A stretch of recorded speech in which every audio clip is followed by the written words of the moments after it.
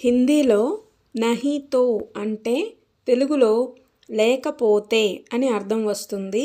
మీరు ఎక్కడైనా లేకపోతే అని చెప్పాల్సి వచ్చినప్పుడు హిందీలో నహీతో అని చెప్పాలి. ఇప్పుడు మరొక వర్డ్తో కలిపి నహీతో అనే వర్డ్ని ఎలా యూస్ చేస్తామో ఇక్కడ కొన్ని ఎగ్జాంపుల్స్ చూద్దాం. ఫస్ట్ వన్, నహీ రెహతేతో అంటే ఉండకపోతే.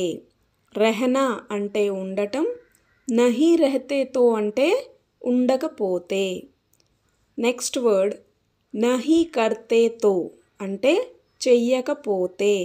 కర్నా అంటే చెయ్యడం, నహీ కర్తేతో అంటే చెయ్యకపోతే.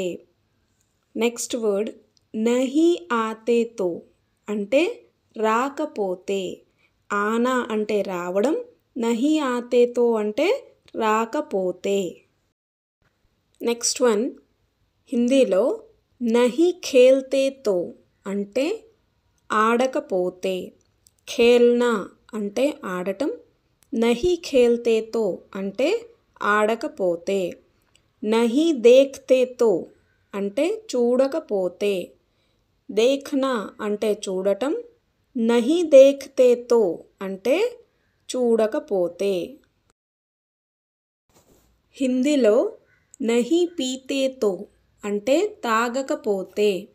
పీనా అంటే తాగడం, నహీ పీతేతో అంటే తాగకపోతే.